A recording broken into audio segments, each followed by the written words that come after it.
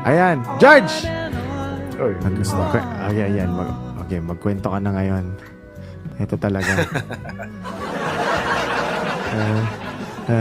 so yung Hindi. last duty ko, kumusta pa?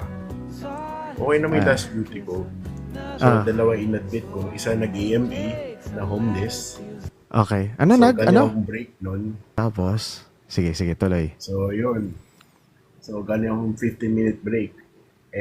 Inintay yung admission ko. Sa pagbalik ko, biglang sabi sa akin ng unit secretary namin na mag-EMA yung pasyente.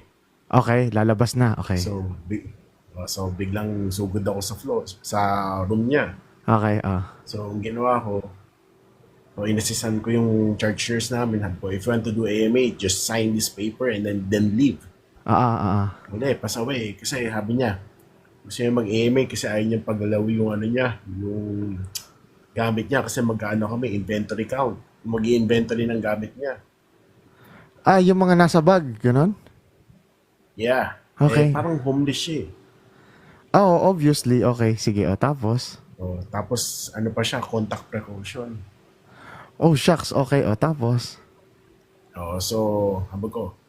Kasi that time was 9:30, habag ko sa unit secretary namin. Ayokong lalagpas ng 9:45 PM. Ayokong nasa floor pa yan. Dapat 9:45, dispatchahin na yan. Naalis na. Okay, Tumawag pa kami ng security. Wala talagang nagmamatigas. Gusto umalis. Yeah, and then after nung umalis niya, 10 minutes, bilang tumawag yung yung admitting. May admit naman daw kung roll out CDIF. Putik na yan, contact precaution pa rin. Okay, tapos? Yeah. So, sa'yo tinapa talaga lahat? Ayop na yan. Tapos? So, pagdating na ng pasyente, edi dumi ng dumi. Kasi ETOH related na HEPA, Hep B. Okay, Hep B, And then, ni-roll out CDIF kasi sa CDIF result is indeterminate. So, kailangan pa ng final result. So naka-isolation. Okay, Dumi ng dumi. And then, sobrang jaundice, sobrang dilaw, sobrang jaundice ng ng balat. Okay. Pinaka-ayaw kong pasyente is hep. Syempre. HEPA yun eh. Okay. And then, kung ED naman, nainis ako sa ED kasi meron siyang albumin infusion to start every 6 hours. Hindi nila ini-start. Hindi ni-start sa ED? Hindi. Bakit siya? Kasi Teka, anong kaso? Bakit siya ba't pinasa sa orto? Hindi, kasi yung floor namin is ortho, med-surg, ortho. surgery. Halo. Okay. Yeah, halo-halo. So, ngayon na nga.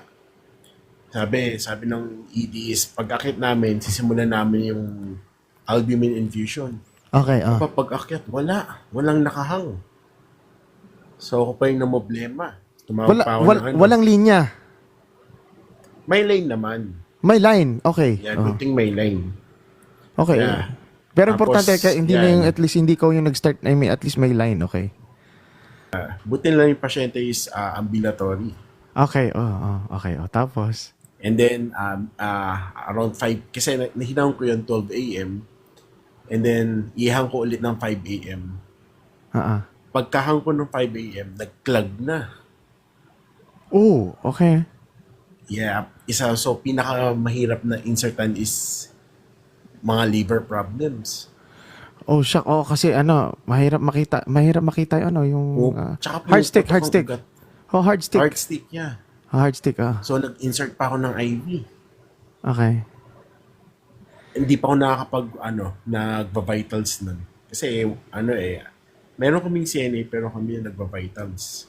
Okay. Naman. Siyempre, para sigurado, Yeah. And then, hindi pa ako nakakapag-start din ng medpass, ng last medpass. Pang umaga. Ng 5 a.m. Yeah. So, then, binilisan ko na kasi kailangan kong ihang yung albumin infusion. So, gumamit na lang ako ng vein finder. Vein finder, okay. Oh, yeah. Yung nakaraos naman, buti madaling ka-endorsean ko nung umaga. Yung buong shift mo, parehas contact precaution. Ayan. Sakit sa bang. Hindi alam ng mga, hindi alam ng mga tao kung gaano kabigat yung trabaho ng nurse, no? Oh, Lahat yeah. sinasalo mo eh. Sobra. Kasi, although sabihin natin, okay, good pay, pero hindi nila alam yung risk na hinaharap mo. Oh, yeah. Lahat ng isolation, Ah. lahat. Masasalo mo. Lahat sasalo mo. Hindi mo rin masisi yung nasa ED kung bakit sila ganun na gusto na nila maipasa ka agad, di ba? Oh, yeah.